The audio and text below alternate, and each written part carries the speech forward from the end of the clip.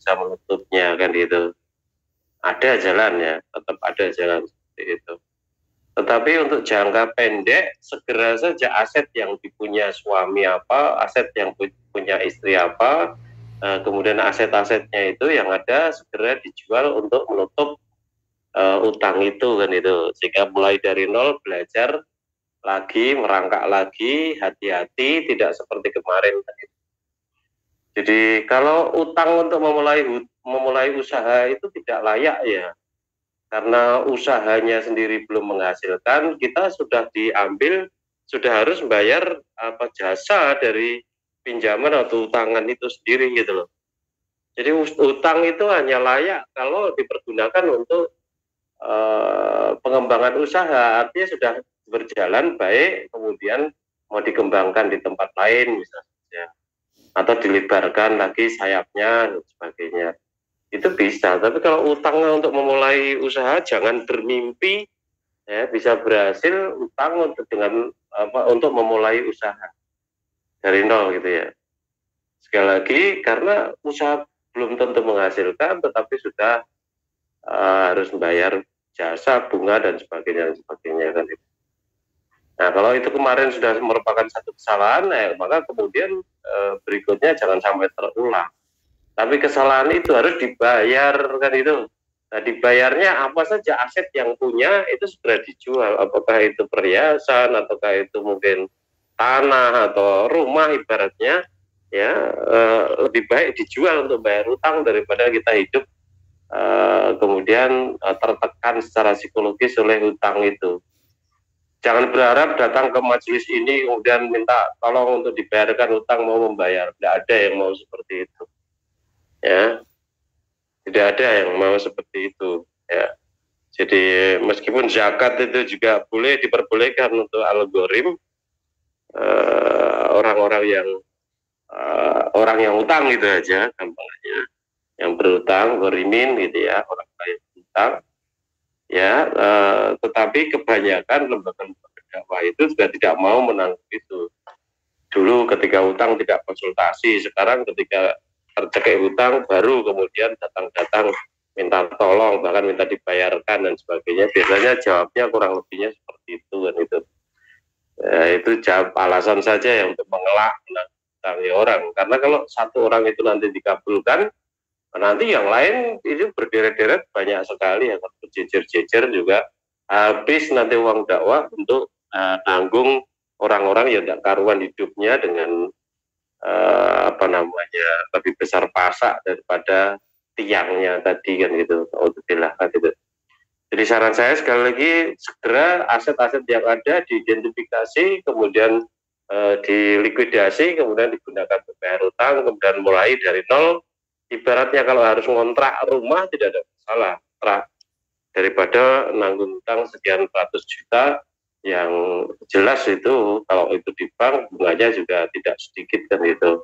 Mungkin saja penghasilan suami kalau itu hanya dari nukang tidak lebih banyak atau hanya cukup untuk kebutuhan keluarga, tidak ada sisa untuk bayar jasa atau ngangsur utang dan sebagainya. Maka selesaikan, nggak usah keluar negeri. Di samping itu kemudian segera bisnis tanpa modal bisa tuh bisnis dengan online itu, apakah menjadi dropshipper atau menjadi reseller dan sebagainya. Tanpa modal dimungkinkan sekarang ini, tinggal kamu mencari informasi saja ke berbagai toko-toko online di marketplace itu, mana yang bisa kamu menjualkan saja. Artinya kamu menjadi agen, kamu menjadi calo, menjadi maklar dari barang-barang itu. Barang-barang itu amat sangat bervariasi ya. Untuk wanita-wanita bisa sepatu, kemudian tas, kemudian pakaian dalam, baju-baju, celana dan sebagainya.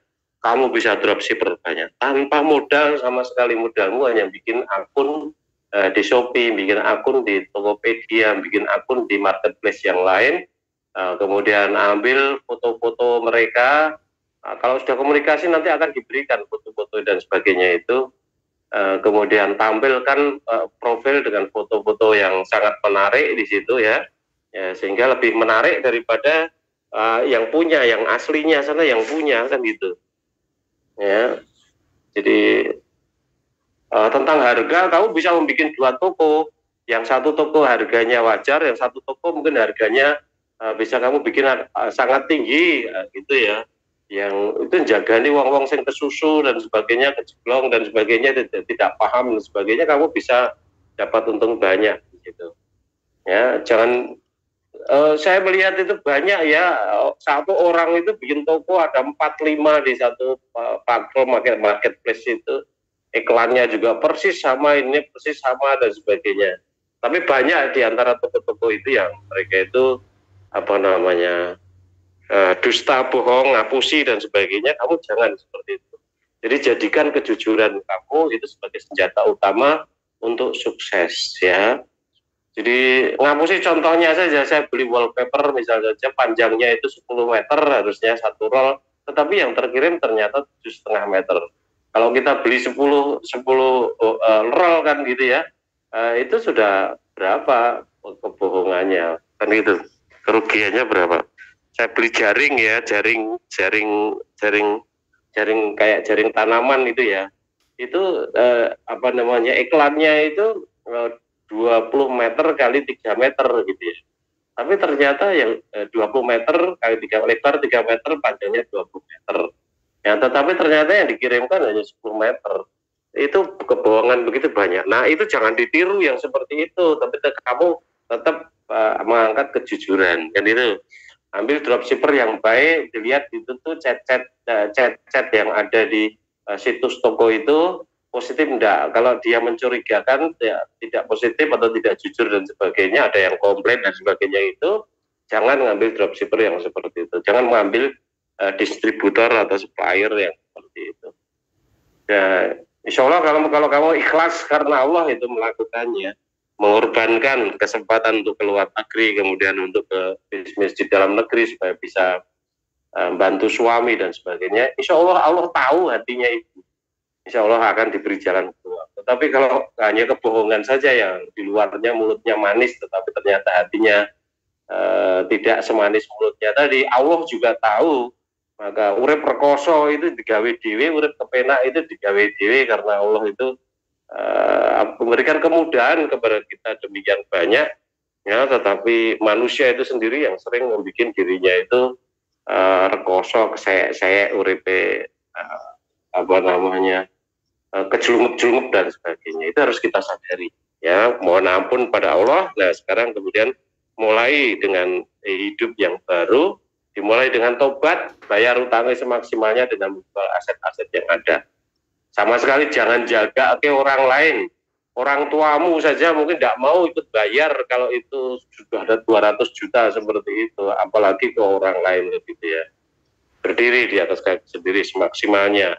Hanya sambat saja kepada Allah, mudah-mudahan Allah itu nanti akan memberikan jalan keluar yang terbaik untuk ibu dan keluarga. Begitu Mas, mudah-mudahan bisa dipahami. Untuk pertanyaan hanya satu yang masuk ke kami, Ustaz. Ya, baiklah teman-teman, kita lanjutkan. Jadi minggu lalu, sebentar, ini kucingnya makasih.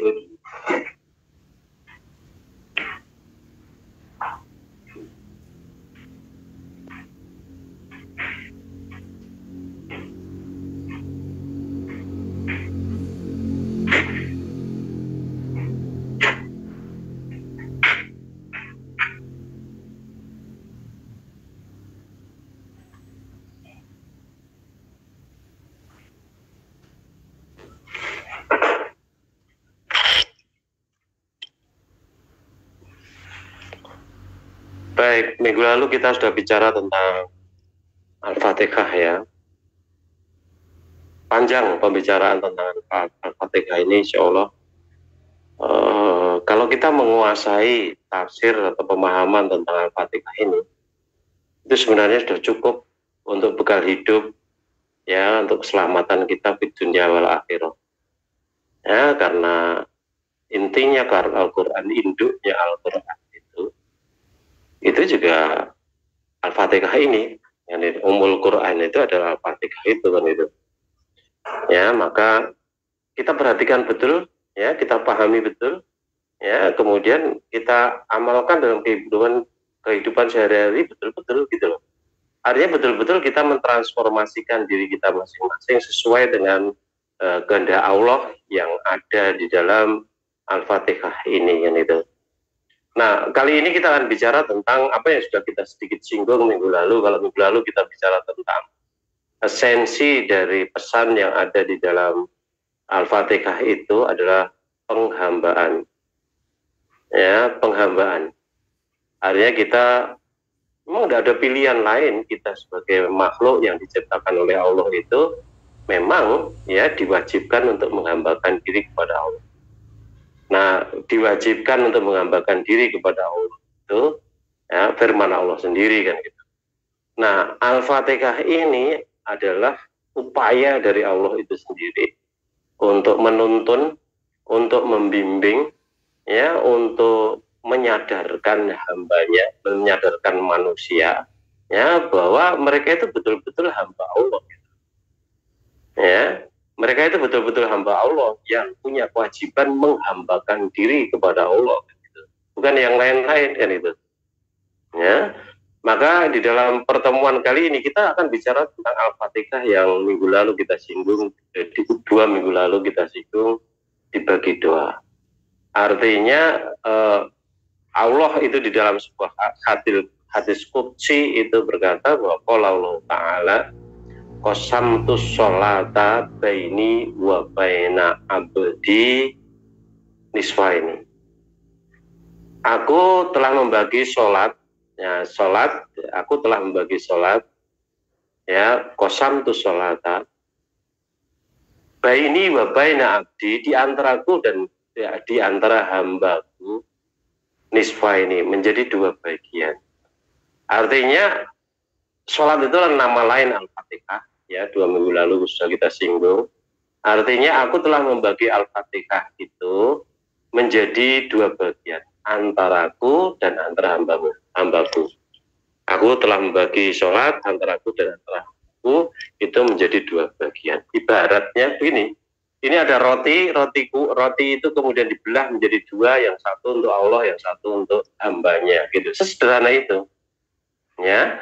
Fa idza qala al-'abdu alhamdulillahi rabbil alamin, qala Allah Ta'ala hamidani abdi, kan itu. Jadi maka ketika seorang hamba fa idza qala al-'abdu, maka ketika seorang hamba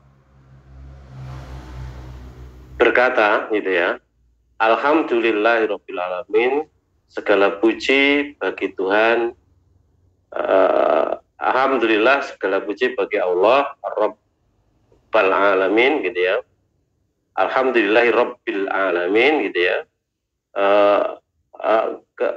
Ketika hambaku berkata fa idza qala al-'abdu alhamdulillahirabbil alamin, ketika seorang hamba berkata alhamdulillahirabbil alamin, segala puji bagi Allah Tuhan semesta alam, qala Allah Ta'ala berkata hamidani abdi, hambaku memujiku, kan itu. Nah, bagian-bagian ini adalah bagian yang untuk Allah. Baini wa baina abdi. Ini baini wa baina abdi, antaraku dan antara aku. Alhamdulillah, segala puji bagi Allah. Artinya bahwa sebenarnya tidak ada di semesta alam ini yang layak untuk mendapatkan pujian dari kita selain Allah. Karena segala sesuatu selain Allah itu adalah makhluk. Dan makhluk itu hanya bisa berkarya, makhluk itu hanya bisa berprestasi, makhluk itu hanya bisa berbuat sesuatu, ya, itu dengan izin Allah. Ya, dengan segala sesuatu yang sudah difasilitasi oleh Allah. Saya bisa berbicara karena saya dititipi oleh Allah lisan, lidah, mulut, otak, dan sebagainya yang lain-lain. Dan tidak bisa otak terpisah dari jantung, juga tidak bisa, lidah terpisah dari mata juga tidak bisa, semuanya harus terintegrasi menjadi satu. Sehingga ketika saya bisa bicara, orang memuji pembicaraan saya itu salah. Alhamdulillahi rabbil alamin, segala puji bagi Allah dan semesta. Kalau ada sesuatu yang muncul atau keluar dari seseorang tentang kehebatan-kehebatan itu, ya maka kemudian yang kita puji tetap Allah, bukan orangnya itu. Bahkan sebenarnya bukan tepuk tangan juga. Harusnya alhamdulillah, segala puji bagi Allah yang telah mengutus hambanya bisa memiliki pikiran yang cerdas seperti itu. Alhamdulillah, segala puji bagi Allah yang telah menitahkan hambanya pandai berbicara seperti itu. Alhamdulillah, segala puji bagi Allah yang telah mengutus hambanya untuk bisa berinfak sekian ratus juta untuk pembangunan masjid ini. Selalu begitu, kepujian itu Allah. Karena harta yang dia infakkan itu hakikatnya adalah titipan Allah. Otak yang cerdas, yang melahirkan pemikiran-pemikiran yang brilian, itu adalah titipan Allah.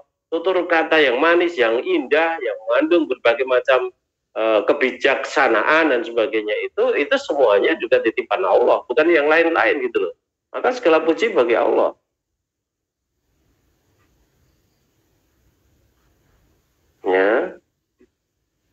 Ya, maka seharusnya setiap orang beriman itu pandai menghubungkan segala peristiwa yang terjadi di sekitarnya, yang dia lakukan atau yang dia lihat atau yang dia saksikan atau yang dia dengar, itu langsung kepada Allah.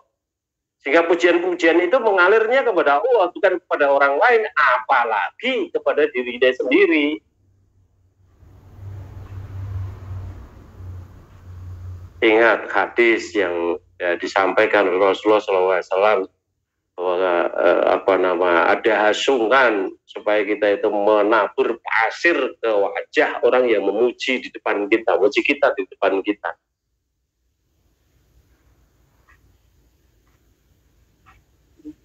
Itu satu tuntunan yang luar biasa untuk menafikan, untuk menolak, untuk meniadakan ya pujian-pujian yang seperti itu. Yang hakikatnya itu adalah menanamkan syirik. Sikap menjilat itu adalah sikap syirik ya.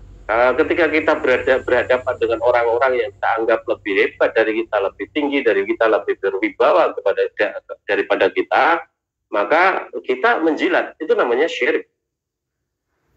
Orang seperti itu sebaliknya, kalau dia itu berada di posisi yang atas, dia merasa bahwa dirinya lebih hebat daripada orang sekitarnya, lebih berkualitas daripada orang sekitarnya, lebih berkuasa daripada orang sekitarnya, maka dia akan menindas, menginjak, meremehkan, merendahkan, menghinakan orang lain. Yang dulu saya katakan orang yang merendahkan, menghinakan, mengejek, mengolok-olok orang lain itu sudah tidak ada iman sama sekali, syirik.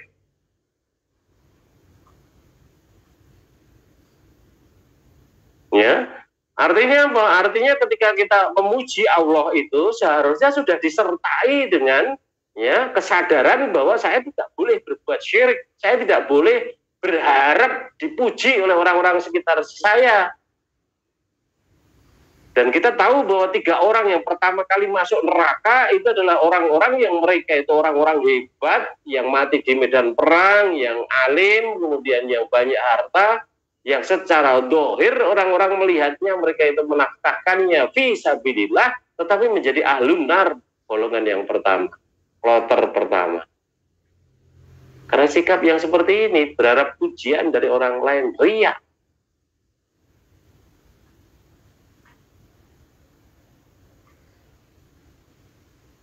Ya, maka kalau kita mengucapkan alhamdulillah di dalam sholat kita itu betul-betul disertai dengan kesadaran akan pentingnya tidak berharap pujian, pentingnya menghindari syirik, pentingnya selamat dari siksa api neraka karena perbuatan yang seperti itu. Maka kita akan takut. Nah, bagi munafik itu tidak ada takut-takutnya seperti itu, ngapusi Allah aja tidak takut, apalagi berharap pujian-pujian kepada orang lain atau sombong kepada orang lain, tidak ada takut-takutnya. Memang tidak ada keimanan kepada Allah, mereka dohirnya saja kita yang nganggu kuplo, dohirnya saja kita yang nganggu sarung, dohirnya saja kita menampakkan dirinya sebagai pejuang yang berada di barisan depan dan sebagainya. Ya, tetapi lihatlah.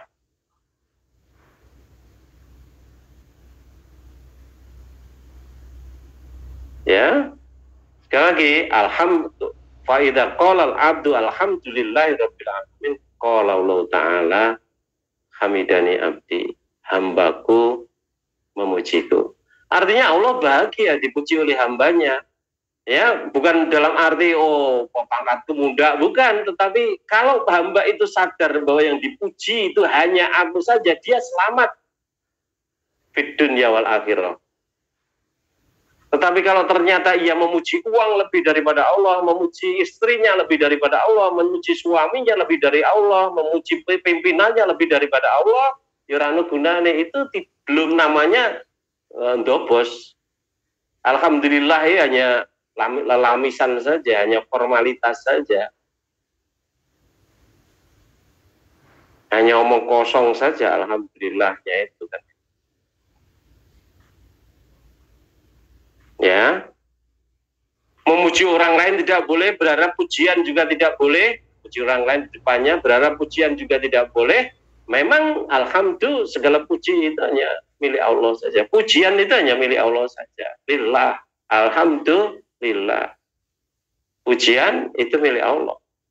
Bukan pujian itu milik hamba. Ketemu pirang perkara milik hamba. Gitu. Nah, hamba yang berharap pujian dari Allah itu sajalah nanti yang betul-betul dia akan mendapatkannya. Kalau dia kemudian berkompromi dengan hawa nafsunya, berharap pujian dari manusia, berharap pujian dari makhluk Allah yang lain dan sebagainya, maka Allah tidak memberikan apa-apa pada dia. Dia sudah mengecewakan Allah, maka dia dibiarkan tidak selamat oleh Allah.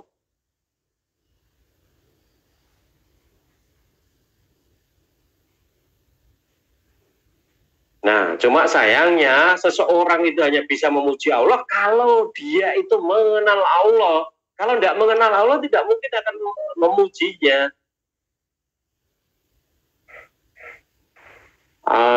Al-Ustadz almarhum Abdullah Tufail dulu memberikan contoh yang sangat sederhana.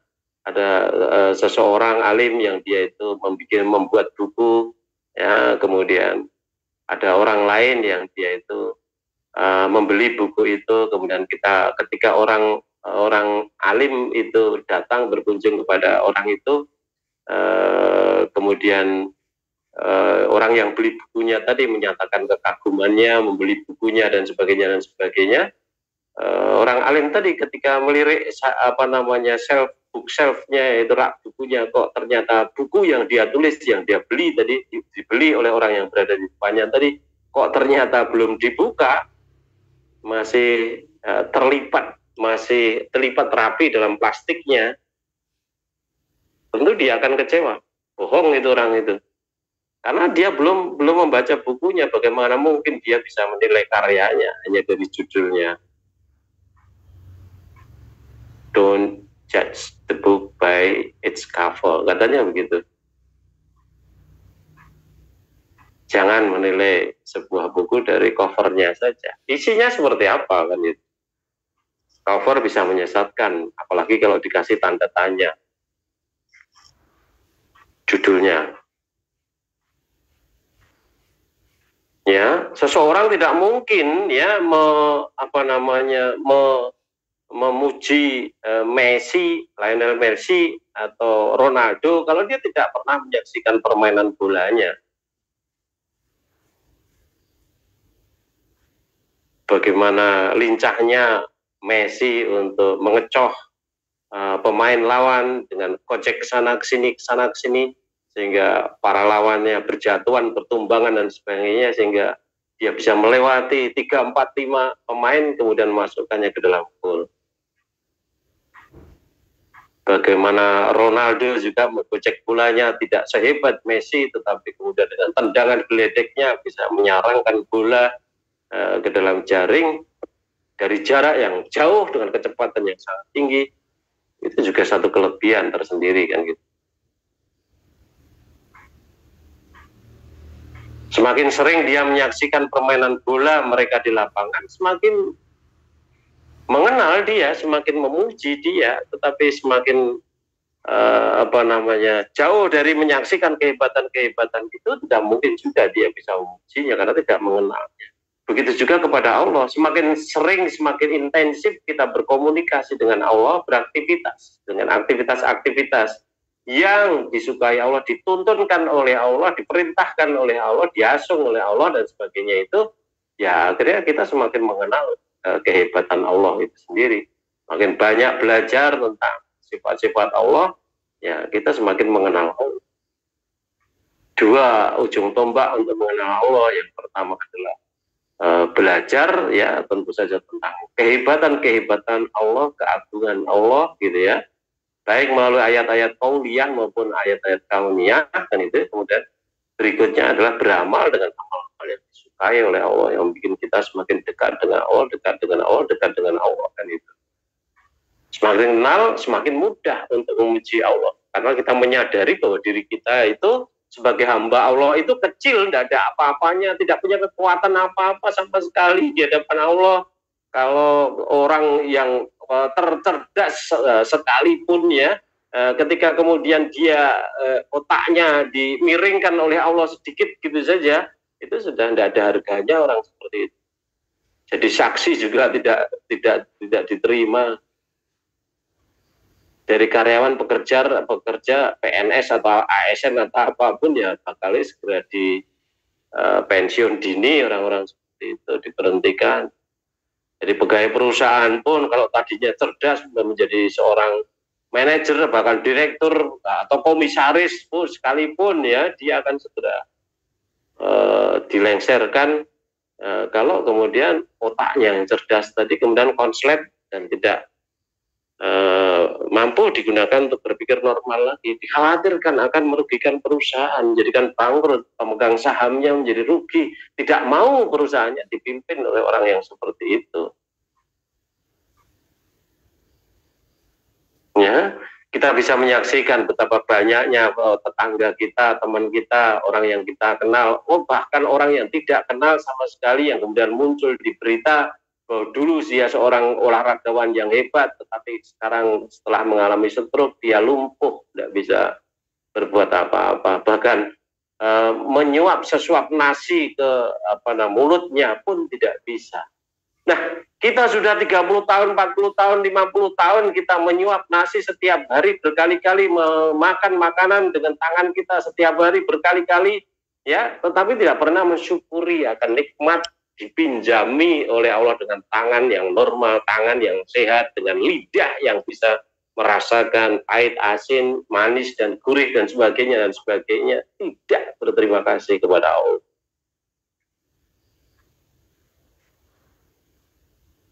Wujud tidak berterima kasih kepada Allah itu masih tetap berharap pujian. Kita masak untuk memasakkan majikan, kemudian berharap pujian dari majikan, tidak ada apa-apanya itu. Kita berbuat sesuatu untuk teman kita, merasa berjasa kepada teman kita, kemudian kita berharap pujian dari orang sekitar kita. Kalau tidak dipuji, bahkan kemudian dicela dan sebagainya, kemudian kecewanya setengah mati. Hidup kita terombang-ambing oleh keinginan palsu yang tidak ada nilainya di hadapan Allah SWT. Kalau itu sudah menjadi tugas kita, ya sudah kita jalankan tugas kita sebaik-baiknya. Ya, kalau baik itu wajar, kalau tidak baik itu justru tidak wajar karena kita dibayar untuk itu. Jangan berharap lebih.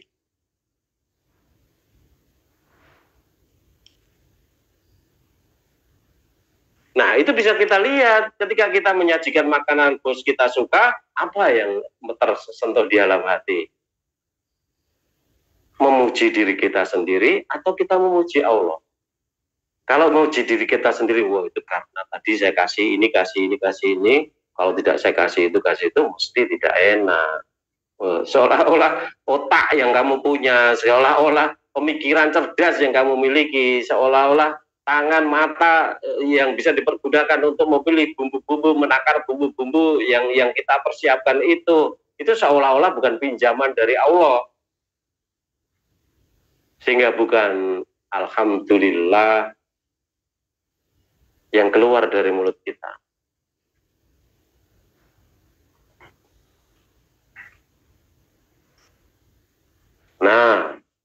teman-teman semuanya gitu ya.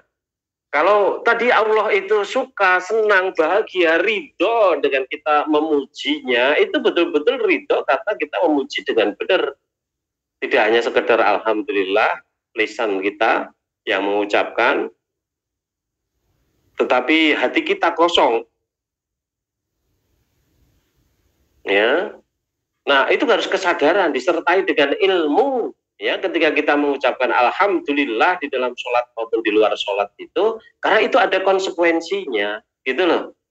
Ya, konsekuensi logisnya betul-betul kita dalam kehidupan sehari-hari, apapun yang kita lakukan itu kita harus membesarkan Allah, harus memuji Allah. Ya, segala peristiwa yang terjadi di semesta alam ini, baik menyangkut kita maupun tidak menyangkut kita, semuanya itu adalah karya cipta Allah. Sehebat apapun kamu, tidak bisa berkarya kecuali Allah itu mengizinkan. Apalagi kita tahu kamu bisa berkarya apapun, sehebat apapun, kalau Allah tidak menciptakan sunatullah untuk sukses, Allah tidak menunjuki kamu sunatullahnya untuk sukses, Allah tidak membimbing kamu di jalan sunatullah ya untuk menuju kesuksesan tadi, tidak mungkin akan sukses.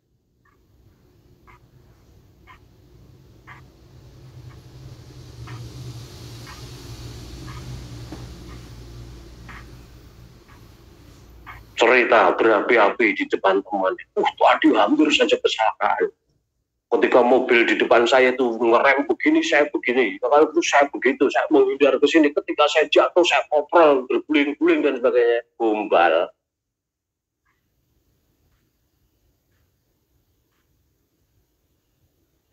Syirik itu sudah.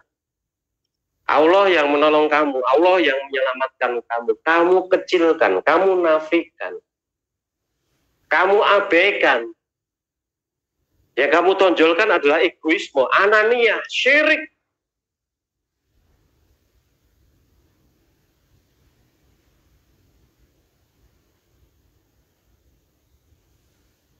Ya, jadi pahami betul. Maka saya katakan pembicaraan Al-Fatihah ini panjang. Perhatikan betul. Kalau kamu perhatikan betul pembicaraan Al-Fatihah ini, ya, kemudian kamu adopsi dalam kehidupan sehari-hari, kamu transfer dirimu untuk hidup sesuai dengan Al-Fatihah ini, insya Allah selamat di dunia wal akhirah. Tapi kalau setelah ngaji tafsir Al-Fatihah ini tetap sama saja, ya memang podo wae, munafik mungkin kan itu. Sehingga rano gunane mbok nabi sing ngajar kamu pun juga tidak jadi baik kan itu.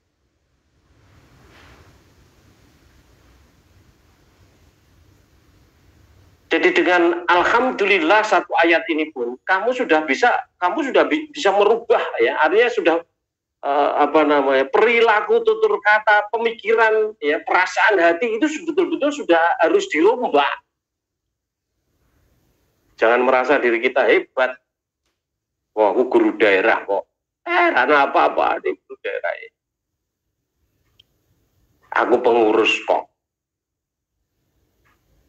Batok gue si ireng kok. Nggak ada apa-apanya di tempat sama sekali. Kayak diuji dengan alhamdulillah saja sudah gugur.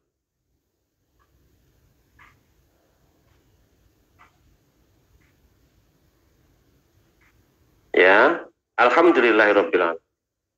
Ya, betul-betul warnai kehidupan kita, ya. Tidak hanya aktivitas kehidupan itu, ya, termasuk juga aktivitasnya, termasuk juga sikap hidupnya, termasuk juga pandangan hidupnya, termasuk juga tutur katanya, pikirannya, perasaannya, keinginannya, ya, betul-betul harus disesuaikan dengan alhamdulillahirabbil alamin. Bahwa betul-betul yang berhak untuk dipuji itu hanya Allah. Kita tidak berhak sama sekali berharap pujian apapun yang kita lakukan, prestasi apapun yang kita capai. Sekali lagi, karena semua kesuksesan itu berkat karena Allah gitu aja, ya, berkat campur tangan Allah dalam kehidupan kita.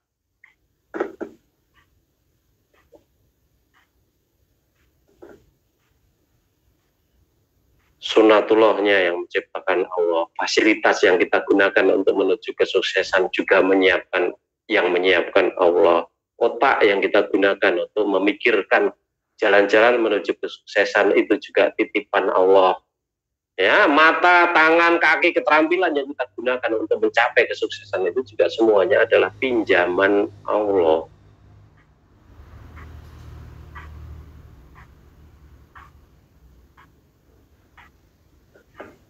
Maka tidak layak kan itu berharap pujian, dan kita tidak diperbolehkan menjadi hamba Allah seperti itu kan itu. Ya, maka betul-betul yang kita besarkan itu hanya Allah saja kan itu. Bahkan dilanjutkan oleh Allah di situ di dalam hadis qudsinya, wa idza qala ar-rahmanir rahim, qala Allah Ta'ala asna alayya abdi kan itu. Ketika hamba mengucapkan ar-rahmanir rahim, ar-rahman Allah yang maha murah, ar-rahim Allah yang maha pengasih, ya, atau pengasih dan penyayang dan sebagainya. Monggo silakan terjemahnya.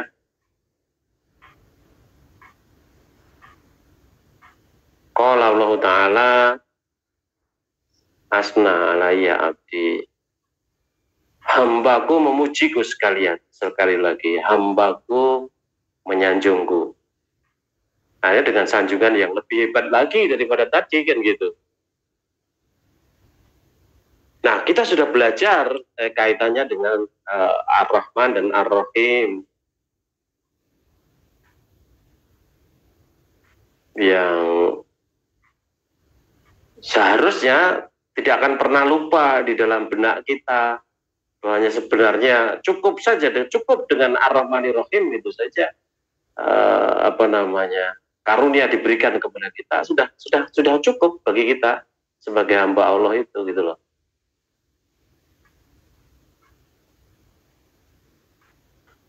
Artinya kita mengakui bahwa Allah itu sebagai Ar-Rahman, ya, telah memberikan kepada kita berbagai macam fasilitas yang kita bicarakan ini tadi, ya, menyediakan semuanya dengan gratis. Allah tidak membeda-bedakan antara orang-orang yang beriman maupun orang yang kafir, orang yang musyrik, juga orang yang mukhlis, sama saja semuanya diberi karunia-Nya dari namanya Ar-Rahman. Segala sesuatu yang bersifat duniawiyah, ya, segala sesuatu yang ada di dunia ini gitu ya, secara nyata, tetapi ya tidak akan diberikan nanti di akhirat kan itu. Hanya di dunia ini Allah memberikan ya kasih sayangnya atau anugerahnya dalam bentuk itu tadi dari namanya Ar-Rahman, segala sesuatu yang sifatnya duniawiyah itu kan itu. Pemikiran yang cerdas, kesehatan yang prima, tutur kata yang lihai, otak yang cerdas dan sebagainya, begitu juga harta, pangkat, jabatan dan sejenisnya, itu semuanya diberikan oleh Allah tanpa pandang bulu kepada orang yang memusuhi Allah atau memperjuangkan agama Allah, tetap sama saja diberikan. Kenapa begitu? Kenapa begitu? Karena Rasulullah memberitahukan kepada kita bahwa dalam pandangan Allah segala harta dunia, pangkat jabatan yang ada ini tidak lebih berharga daripada sehelai sayap nyamuk. Karena sifatnya yang fana di dunia ini, yang habis di dunia, tidak ada apa-apanya. Dan tidak kita bawa ke akhirat nanti ketika kita mati kan itu. Nah, karena semuanya itu adalah titipan Allah gitu ya, maka hamba Allah yang pandai bersyukur ya tentu saja dia akan memanfaatkan sesuai dengan kehendak Allah. Nah, itulah yang namanya orang yang bersyukur.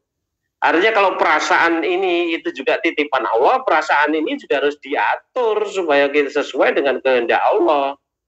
Allah menghendaki bahwa segala pujian itu adalah milik Allah, bukan milik kita, bukan milik orang-orang sekitar kita, bukan milik makhluk, tapi milik Al-Khaliq. Maka pujian itu ya betul-betul hanya dipersembahkan kepada Allah saja. Kita jangan sampai berharap pada pujian. Nah, kalau harapan untuk dipuji oleh orang lain itu kemudian kita sirnakan, kita anihilasi, kita hilangkan dan sebagainya, kita terhindar dari yang syirik tadi.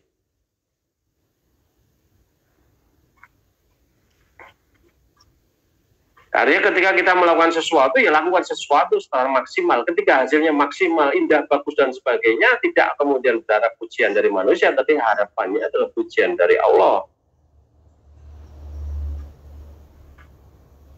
Dan tentu saja balasan ya dalam kehidupan di dunia wal akhirah ini dari Allah. Yang justru kita pikirkan bagaimana kemudian karunia itu kita kembangkan, prestasi itu kita kembangkan, menuju kepada next level kan gitu. Menuju pada prestasi selanjutnya. Jadi batu loncatan menuju prestasi yang lebih hebat lagi kan gitu. Tidak kemudian malah sibuk publikasi untuk mendapatkan pujian dari manusia. Tidak seperti itu. Kan itu. Karena dia menyadari sepenuhnya bahwa segala sesuatu yang dia lakukan itu tidak mungkin tercapai tanpa fasilitas dan bantuan yang diberikan oleh Allah kan itu. Yang berhak dipuji adalah Allah. Ketika aja ada orang memuji dia pun akan dia belokkan pujian itu kepada Allah. Tanpa peran Allah, tanpa ridho Allah, tanpa izin Allah tidak mungkin saya bisa melakukannya. Semua itu atas fasilitas dan pertolongan yang telah diberikan oleh Allah kepada kita semua kan itu.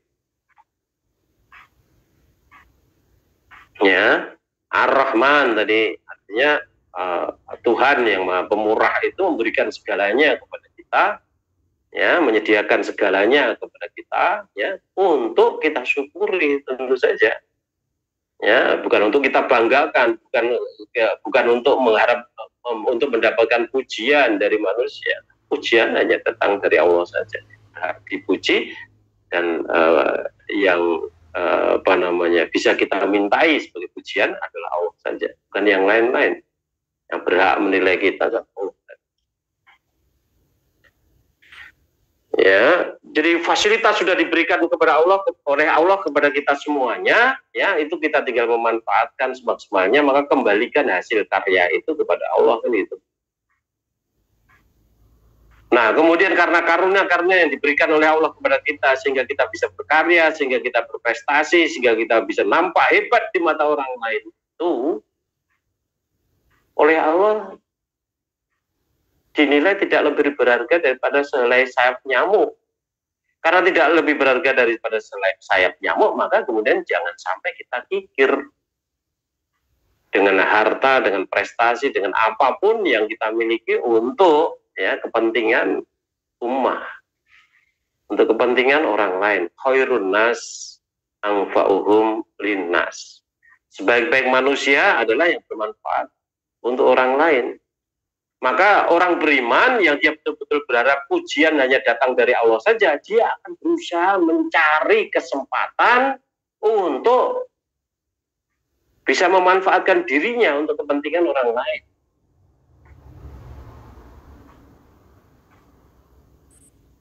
Asal sesuai dengan ridho Allah, kan gitu. Bukan malah menghindar untuk membantu orang lain, bukan malah menghindar meringankan beban orang lain, padahal kita tahu sendiri bahwa kalau kita meringankan beban saudara kita yang lain, kita juga akan diringankan oleh Allah beban kita di akhirat nanti. Kalau kita menutup aib juga begitu dari saudara kita yang lain, maka kita akan ditutup oleh Allah fi dunya wal akhirah dan sebagainya. Dan janji Allah itu real. Allah tidak akan memungkiri janji. Innallaha a'udzubillahi minasyaitonir rajim. Innallaha la yukhliful mi'ad, kan itu. Ya, Ar-Rahmanir Rahim. Kan itu.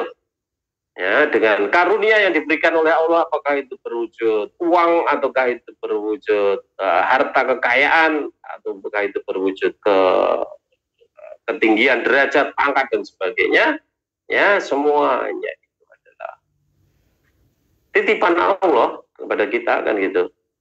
Ya, yang tidak lebih berharga daripada sehelai sayap nyamuk, akan menjadi berharga dan bermanfaat untuk keselamatan akhirat kita kalau kemudian kita nafkahkan fisabilillah. Maka janji Allah dilipat gandakan 10 kali, dilipat gandakan 700 kali, bahkan dilipat gandakan bighairi hisab.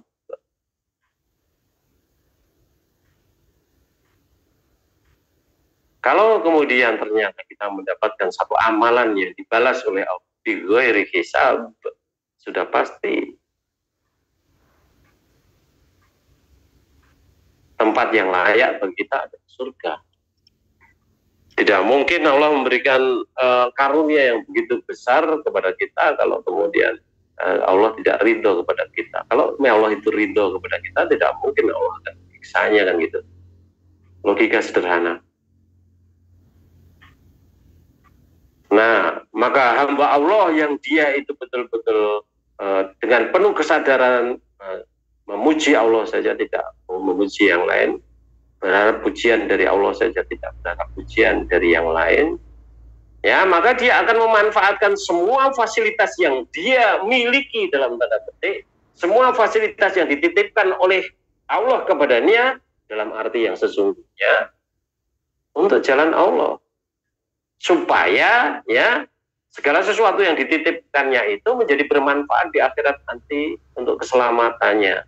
Nah, disitulah peran disitulah ayat yang mengatakan A'udzubillahi minasyaitonirrajim wa bataghi fima atakallahu daral akhirah wala tansa nasibaka minad dunya. Coba dibaca lagi di dalam surat Al-Qasas ayat 77.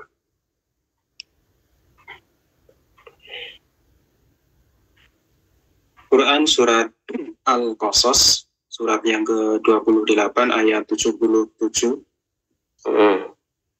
A'udzu billahi minasyaitonir rajim. Wabtaghi fima atakallahu ad-daral akhirata wa la tansa nasibaka minad dunya. ولا تنس نصيبك من الدنيا وأحسن كما أحسن الله إليك ولا تبغي الفساد في الأرض إن الله لا يحب المفسدين. Dan carilah pahala negeri akhirat dengan apa yang telah dianugerahkan Allah kepadamu. Tetapi janganlah kamu lupakan bagianmu di dunia, dan berbuat baiklah kepada orang lain, sebagaimana Allah telah berbuat baik kepadamu. Dan janganlah kamu berbuat kerusakan di bumi. Sungguh Allah tidak menyukai orang yang berbuat kerusakan. Ya, jadi kita bisa pahami di situ. A'udzubillahi minasyaitonir rajim. Wabtaghi fima atakallahu daral akhirah, dan carilah ya fima, dalam apa atakallah Allah berikan kepadamu. Artinya di dalam apa saja yang telah diberikan oleh Allah kepada kita, yang telah dititipkan oleh Allah kepada kita, didatangkan oleh Allah kepada kita, yang kita menjadi wali untuk menggunakannya, kan gitu ya. Darul akhirah, keselamatan akhirat, rumah di akhirat, dan itu. Ya, artinya kalau kita dititipi oleh Allah dengan harta, maka manfaatkan harta kita itu untuk mencapai keselamatan akhirat. Kalau kita dititipi oleh Allah dengan otak yang cerdas, manfaatkan otak yang cerdas kita itu untuk mencari keselamatan kita di akhirat. Mungkin membuat artikel, berikan nasihat atau apapun di situ, jalan-jalan, menciptakan jalan-jalan, memikirkan jalan-jalan yang baik untuk dakwah dan sebagainya, ya, atau memikirkan tentang metode pengumpulan zakat yang sederhana, atau menciptakan metode untuk mengajarkan Al-Quran yang mudah, metode untuk mengajarkan membaca, menghafalkan huruf hijaiyah gitu, ya, dengan mudah dan sebagainya, itu bagian dari pemanfaatan otak yang cerdas tadi untuk mencari keselamatan akhirat. Ya, Allah menitipkan mata kepada kita, gunakan mata kita untuk mengkaji, mempelajari Al-Quran dengan baik, kemudian mengajarkannya kepada orang lain, atau kita gunakan pemahaman kita untuk pengamalan kita dalam kehidupan sehari-hari. Semuanya begitu terus.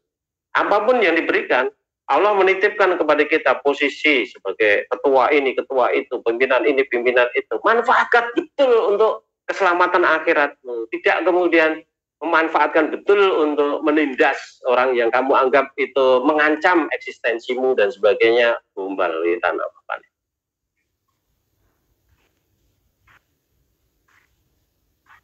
Jadi fasilitas yang sudah dititipkan Allah kepada kita, atau dalam bahasa yang lain sudah diberikan kepada Allah, oleh Allah kepada kita, itu betul-betul kita manfaatkan untuk keselamatan akhirat kita, apapun bentuknya.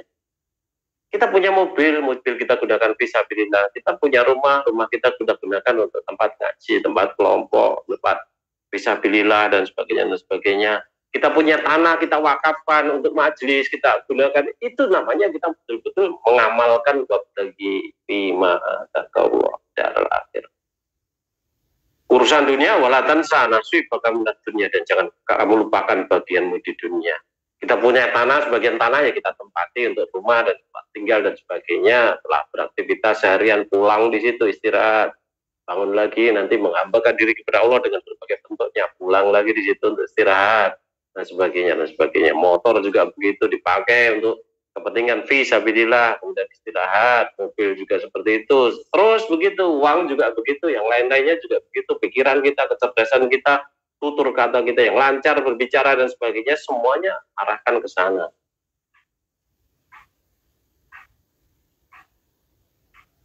Nah, dari situ nama Allah Ar-Rahman tadi itu betul-betul kita syukuri namanya. Artinya Allah yang sudah menitipkan segala sesuatu tadi yang sebenarnya tidak lebih berharga daripada selai sayap nyamuk. Tetapi kalau kemudian kita perhatikan ayat ini, kita gunakan betul-betul untuk keselamatan akhirat, nilainya menjadi tidak bernilai lagi, karena saking hebatnya kan gitu, amat sangat tinggi nilainya, priceless kan itu,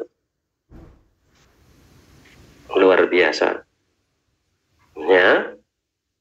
Nah, di samping itu tadi Ar-Rahim, ya, nama Allah Ar-Rahim adalah nama Allah yang memberikan kasih sayang kepada manusia ini dalam bentuk yang kekal, ya, tidak hanya di dunia ini tadi, kekal di dunia sampai akhirat gitu ya, yang diberikan hanya kepada orang-orang yang mengangkat Allah sebagai ilahnya, ya, hanya diberikan kepada orang yang menghambakan diri kepada Allah saja, bukan kepada yang lain-lain. Allah tidak akan keliru menilai orang seperti itu.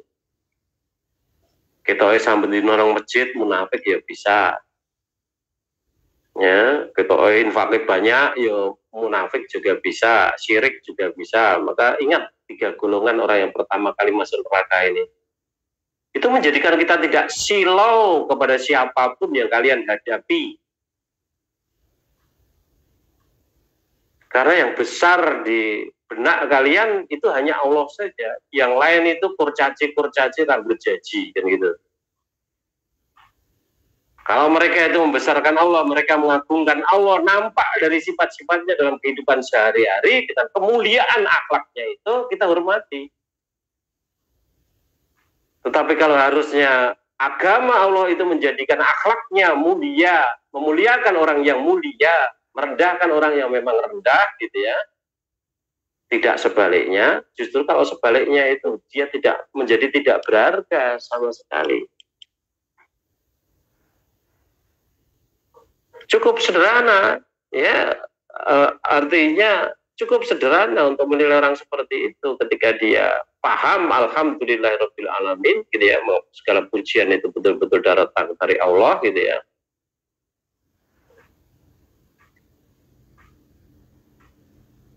Dengan berbagai macam indikator yang sudah kita bicarakan tadi, dan banyak sekali jutaan indikator yang lain yang bisa kita gunakan untuk mengidentifikasi bahwa seseorang itu betul mengamalkan alhamdulillah ini atau tidak.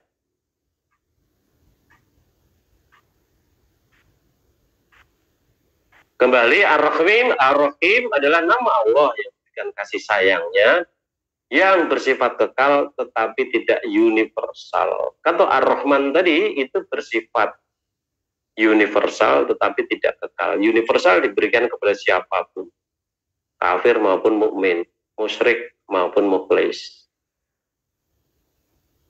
Orang Jawa, India, Cina, Arab, Amerika, Afrika, Eropa sama. Tidak dibeda-bedakan dalam Ar-Rahman tadi kan itu. Karunia Allah dari Ar-Rahman. Tetapi nama Allah Ar-Rahim ini hanya memberikan kasih sayang yang bersifat kekal tetapi tidak universal. Kekal karena dibawa sampai akhirat. Sejak di dunia ini sudah dia dapatkan. Ya, tidak universal itu karena hanya diberikan kepada hamba Allah saja. Orang-orang yang menentang penghambaan kepada Allah, maka dia termasuk orang kafir atau musyrik atau yang lainnya itu tidak bakal dapat karunia Allah itu. Wujudnya apa? Wujudnya iman, Islam, ihsan, tauhid, takwa. Yang itu tidak diberikan kepada semua orang, hanya orang-orang terpilih saja. Jangan sampai kita merasa kita sudah mendapatkan hidayah, tetapi ternyata kita masih suka gerdengi. Rano hidayah, gerdengi ngono kuwi. Rano hidayah kemudian penentang sang pemberi hidayah.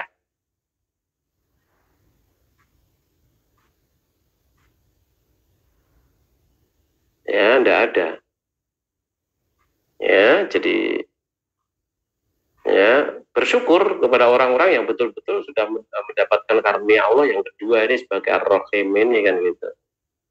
Nah, kemudian karena kita tahu bahwa namanya karunia Allah yang berwujud takwa, iman, Islam, ihsan itu amat sangat tinggi nilainya, ya termasuk di situ Quran, Sunnah dan sebagainya itu amat sangat tinggi nilainya dan manusia tidak ada yang selamat tanpa itu, tidak ada yang selamat di dunia wal akhirat tanpa itu. Ya, maka kemudian kita akan menjadi prihatin sekali. Kita takut, kita khawatir sekali kalau sampai keluarga kita tidak bisa masuk surga, selamat di dunia wal akhirah.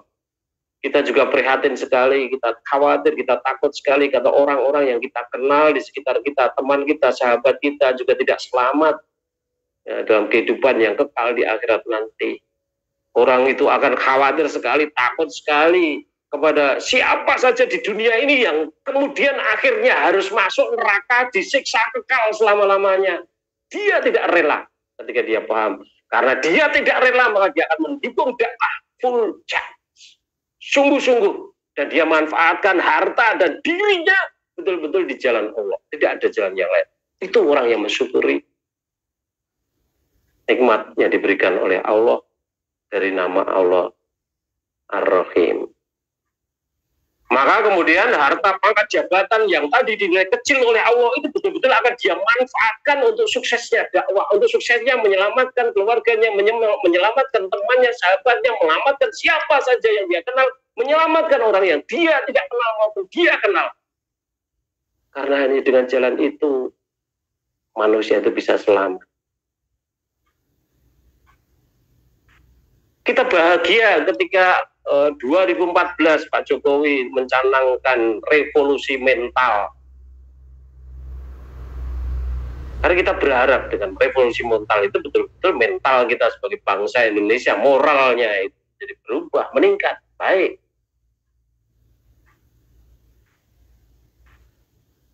Tetapi revolusi mental yang tidak menggunakan Quran akan mental, tidak akan masuk ke dalam hati, tidak akan mempengaruhi pola kehidupan manusia sama sekali. Maka 10 tahun beliau berkuasa juga revolusi mental tidak akan sukses. Korupsi juga masih di mana-mana. Bahkan teman satu partai juga masih banyak korupsi, yang beda partai juga masih banyak korupsi.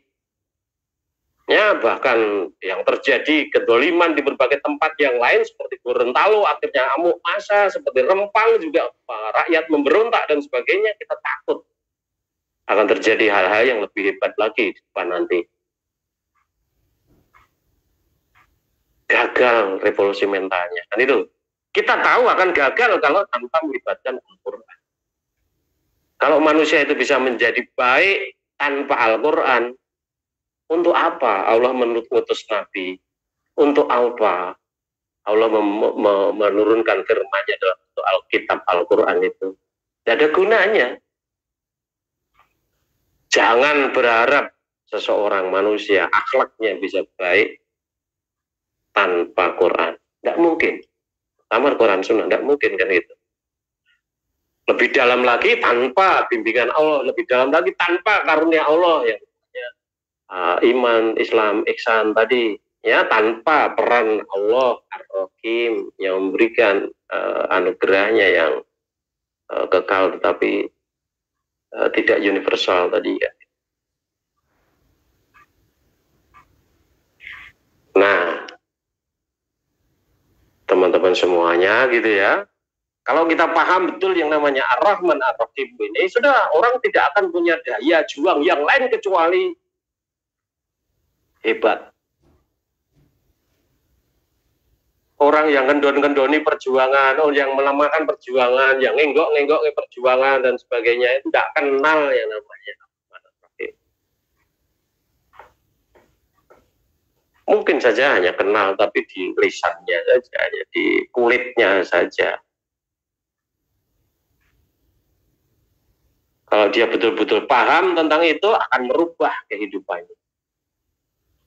Nah, maka kalian juga bisa merasakan nanti, bisa memproses diri kalian sendiri sesuai dengan Quran Sunnah ini, atau sesuai dengan Al-Fatihah ini atau tidak. Itu buahnya jelas. Kalau kita memproses hidup kita sehingga sesuai dengan Ar-Rahman Ar-Rahim, sesuai dengan ucapan kita Alhamdulillahirabbil alamin, selamat di dunia wal akhirah. Kalau tidak sesuai, sudah pasti tidak akan selamat. Bagaimana mungkin orang bisa selamat tanpa Al-Fatihah? Tidak mungkin. Tidak mungkin. Sekali lagi, kalau sholat hanya sekedar formalitas, tidak ada nilainya untuk perbaikan. Kan gitu. Maka betul-betul harus kualitas yang kita tekankan dalam kehidupan sehari-hari, ya, ketika kita sholat itu kan itu. Baiklah teman-teman, ini hampir sudah 1 jam lebih barangkali kita baru bicara tentang 2 ayat ini. Insya Allah nanti kita perdalam dan kita lanjutkan yang akan datang. Masih ada 1/4 jam, boleh kalau mau digunakan untuk bertanya. Direkam yang baik ini supaya orang bisa mengambil manfaatnya. Monggo silakan. Ada beberapa pertanyaan. Oh, okay. Ada yang mau bertanya langsung? Bu Nino, silakan. Monggo. Terima kasih atas kesempatannya. Mohon izin bertanya, Ustadz. Iya, monggo silakan, Bu. Alhamdulillah, segala puji hanya bagi Allah. Dan segala apa yang kita lakukan lillahi ta'ala dan ikhlas hanya karena Allah. Bagaimana kadang-kadang kita disudutkan dengan begini, selain ya udah pasti kita bahwa kita beramal hanya untuk Allah, ikhlas karena Allah. Tapi di sisi lain kita ingin juga untuk menjaga hubungan dengan sesama saudara atau untuk menghindari suudzon gitu. Misalnya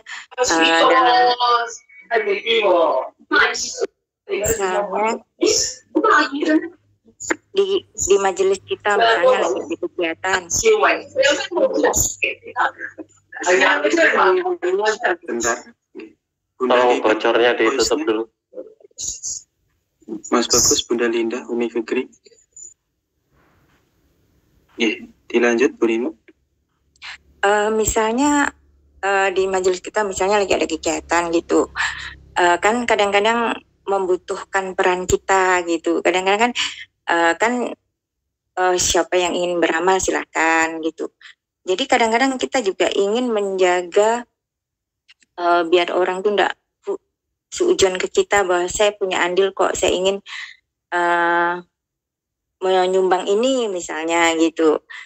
Jadi biar enggak timbul suudzon di antara kawan-kawan yang lain tuh kita umumkan, maksudnya kita bilangkan saya nyumbang ini misalnya pas ada kegiatan kerja bakti atau apa gitu, terus misalnya atau di lingkungan kita misalnya kita dengan Pak RT kita nyumbang apa gitu, kita titipkan ke kawan. Terus biar gitu ya, untuk menjaga hubungan silaturahmi sesama lingkungan, sama anggota warga gitu. Pak RT, saya tadi nitip ini untuk kegiatan, misalnya jadi biar enggak menimbulkan seujon gitu bahwa kok selama ini kita nggak punya peran gitu. Bagaimana dalam hal kayak gini nih Ustadz?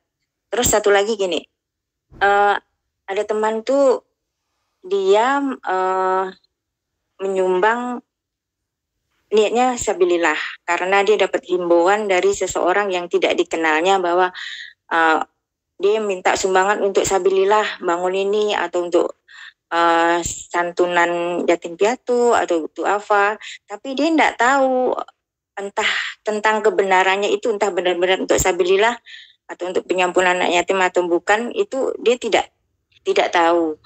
Apakah kalau kayak gini nih dinilai juga infaknya sabilillah, atau kalau seandainya orang ini diselewengkan gitu hanya untuk kepentingan pribadi atau justru untuk maksiat gitu, apakah justru dia tolong menolong dalam hal yang penyimpangan gitu, Ustaz? Jadi mohon tausiahnya.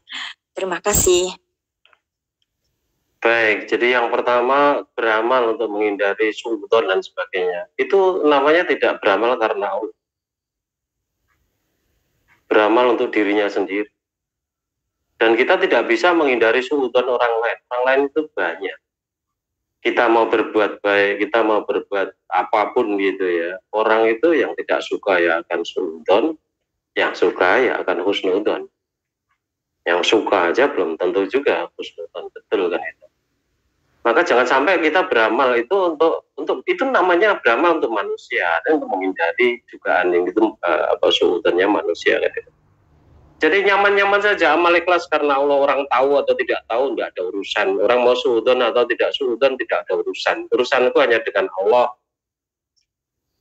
Kalau itu RT yang minta bantuan, mekanismenya bagaimana, serahkan kepada RT.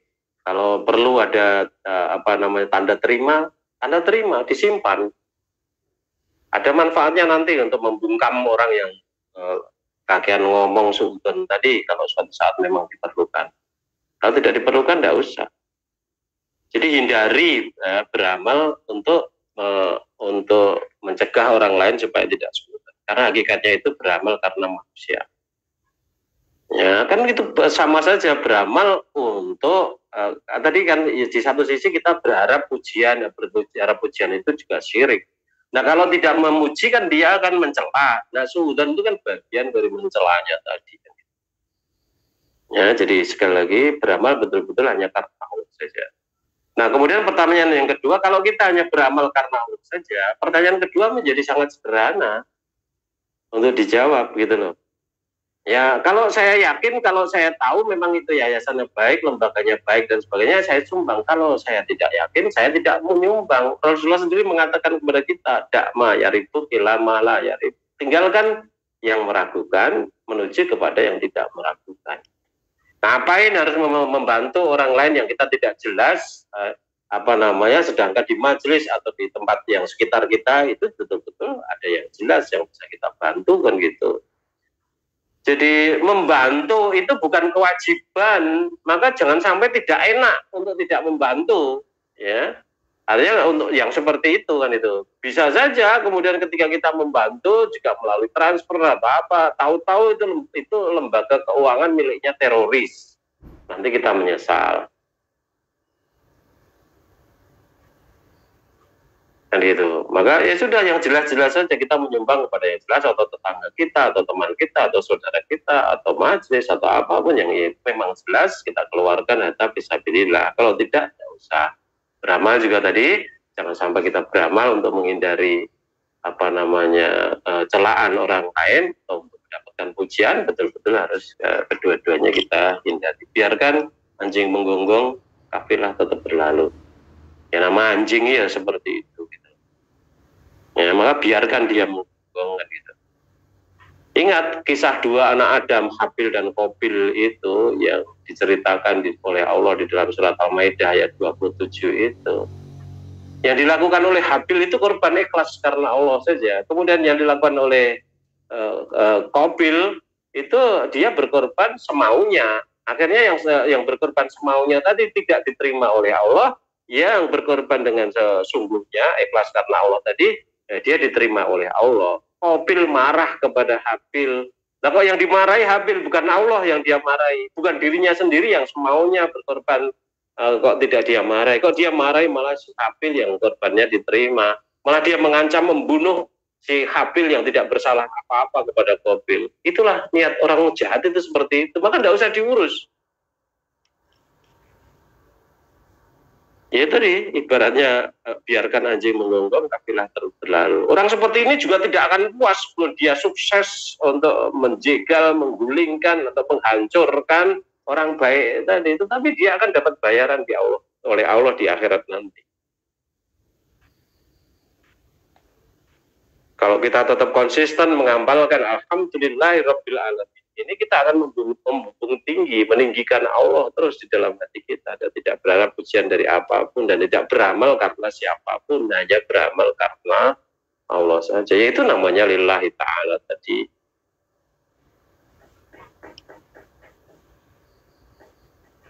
Begitu Bu Neno, mudah-mudahan cepat. Monggo silakan yang lain. Tentang yang kedua tadi Ustadz, kan niat kita untuk infak karena himbauan seseorang yang kita belum kenal gitu. Apakah itu masih dapat nilai ibadah? Apakah itu mendapatkan balasan dari sisi Allah? Kita kan niatnya lillahi ta'ala, tapi kita tidak tahu tentang kebenaran, keperuntukan sumbangan itu gitu. Gimana Ustadz? Iya, kalau memang niatnya karena Allah, ya dia dapatkan niatnya itu, sekalipun nanti diselewengkan oleh orang lain gitu. Tetap dia dapat pahala keikhlasannya tadi. Tidak ada masalah itu. Jadi, dia yakin itu untuk bangun masjid, masjidnya tahu ada di sana dan sebagainya. Oh iya, sedang dibangun, saya nyumbang sekian juta misalnya saja. Kemudian setelah menyumbang sekian juta oleh orang tadi atau orang yang lain, kemudian diselewengkan untuk bayar utangnya dia sendiri dan sebagainya, tidak ada masalah. Sudah dapat ibu atau orang itu yang nyumbang untuk pembangunan masjid tadi misalnya saja, sudah dapat pahalanya sendiri. Sedang orang lain yang menyelewengkan, dia juga dapat dosanya sendiri. Begitu, mudah-mudahan bisa dipahami.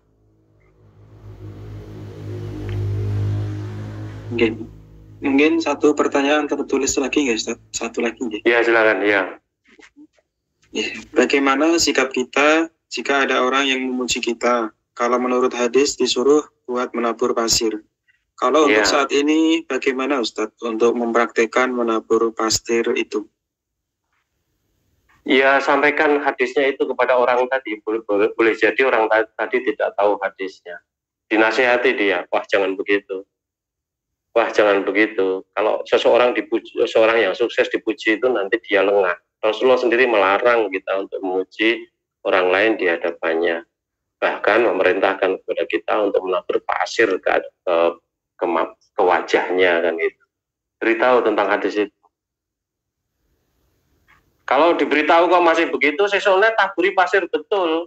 Amalkan sunnah itu dengan betul, kan kapok nanti benar. Kapok itu nanti dia selamat meskipun kelilipan itu. Ya, jadi amalkan. Pertama, dinasihati tentang hadis itu biar ngerti. Kedua, nasihati hadis itu ketika ngerti, ben ngerti. Kalau sudah 2-3 kali ya diberitahu seperti itu masih nekat seperti itu, berarti dia memang pelanggar sunnah. Ya, ketika mereka pelanggar sunnah, kalau kamu berani taburi pasir, nek perlu ora dikenake ora apa, sing penting taburi sik gitu. Kelilipen itu urusan belakangan. Wis tak kandhani ping 3 kok wis nekat dan itu. Gitu Mas, mudah-mudahan bisa dipahami. Oke, masih banyak dilanjut atau pripun Ustaz? Iya, masih ayo tambah satu lagi bisa. Oke, satu. Apa hukumnya bersuci dengan tisu, Ustaz? Bersuci dengan tisu begitu maksudnya gimana? Kalau kita suci dari hadas kecil atau hadas besar kan harus dengan air. Kalau tidak bisa dengan air kan ada air atau apa dalam perjalanan kan pakai tayamum kan itu. Jadi tidak bisa yang namanya bersuci pakai tisu. Hanya untuk membersihkan apa gitu ya. Apa maksudnya gimana itu? Atau bersuci dari dari istinjanya itu? Dari hadis. Oh iya, kalau itu boleh saja karena memang hadisnya berbicara dengan sesuatu, intinya sesuatu yang dia bisa menyerap air, maka tidak boleh pakai tulang dan sebagainya. Itu kalau batu kan dia punya kemampuan untuk mengabsorpsi cairan. Ya, kalau cairannya terabsorpsi kan juga bagian padatannya juga bisa terabsorpsi. Artinya kalau berak atau kencing kita pakai tisu di hotel, di luar negeri dan sebagainya, itu sudah baik, sudah betul sesuai dengan Islam itu, baik. Tidak masalah kan itu.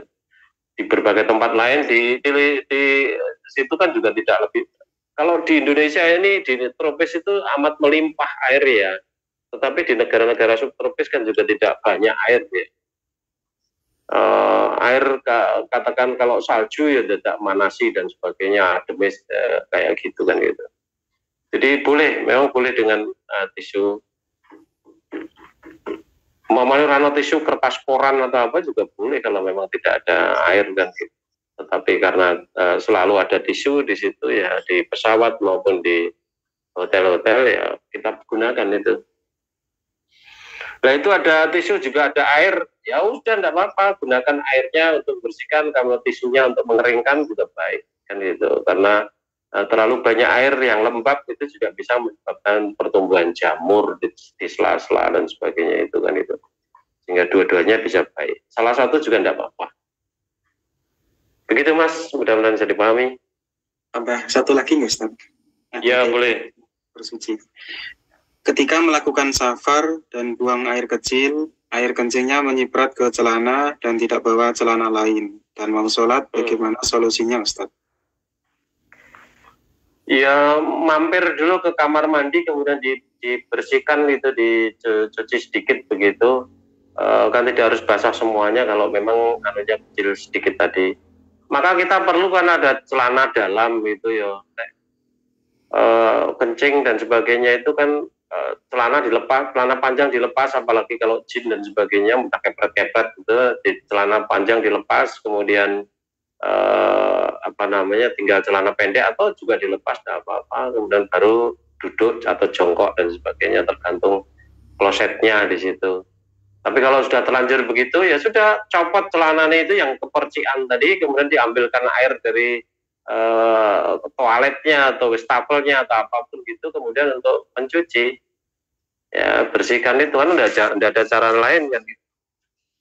Secara syar'i dicuci dengan air kan begitu kan itu. Nah, kalau tidak ada air bagaimana ya? Tidak ada air, gunakan tisu atau apapun yang lain kalau memang tidak ada air. Kalau ada ya kita gunakan air dulu untuk bersuci kan itu kan. Kalau tidak ada ya sudah, terpaksanya dikeringkan pakai tisu tadi kan itu. Ya kalau tidak ada air kita punya aqua ya, apa minuman aqua atau apa itu bisa kita gunakan untuk membersihkan percikan kencing dan sebagainya di celana panjang atau apa. Masuk kamar mandi bawa aquanya sendiri itu, kemudian pada daerah yang basah itu kemudian dituang air sedikit itu, kemudian nah kita kopoh-kopoh no ya tidak apa-apa, timbangannya rasa sholat tidak, timbangannya kita sholat dengan pakaian yang najis kan lebih baik begitulah. Berarti basuh tadi dengan air, kemudian ditempeli tisu beberapa kali biar betul kering kan gitu. Begitu Mas, mudah-mudahan bisa dipahami. Oke, untuk sisa pertanyaan insya Allah akan disampaikan pertemuan selanjutnya Ustadz. Kemudian laporan terakhir yang menyimak dari YouTube ada 34, yang dari Facebook ada 51, dan tergabung dalam Zoom ada 28. Dan menginformasikan insya Allah di tanggal 28 sampai tanggal 30, hari Sabtu sampai dari hari Kamis sampai Sabtu, insya Allah yang di Korea akan bersilaturahim bertepatan dengan liburan Chuseok atau hari raya panen dan liburan nasional itu Ustadz. Kita manfaatkan semaksimalnya. Ya, moga Mas silakan dimanfaatkan semaksimalnya. Mohon doanya semoga lancar.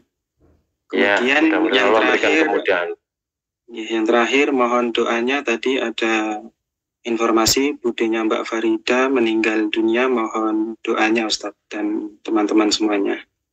Ya, baik teman-teman semuanya, mari kita doakan budenya Mbak Farida yang wafat hari ini tadi ya. Mari kita doakan. Allahumma ighfirlah.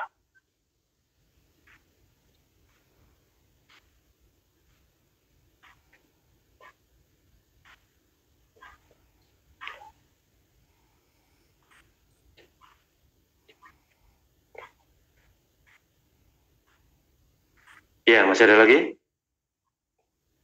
Insya Allah sudah tidak ada lagi, Ustaz. Baiklah teman-teman semuanya, kalau sudah tidak ada lagi, mudah-mudahan sedikit ini bermanfaat bagi kita semuanya. Coba kalian berusaha untuk memiliki rekaman pembicaraan kita tentang Al-Fatihah ini dari awal sampai akhir besok. Mudah-mudahan bermanfaat untuk membangkitkan kesadaran kita di dalam menyadarkan diri kita, di dalam melakukan diri dengan ikhlas karena Allah saja. Kurang lebihnya saya minta maaf, dari kita akhir.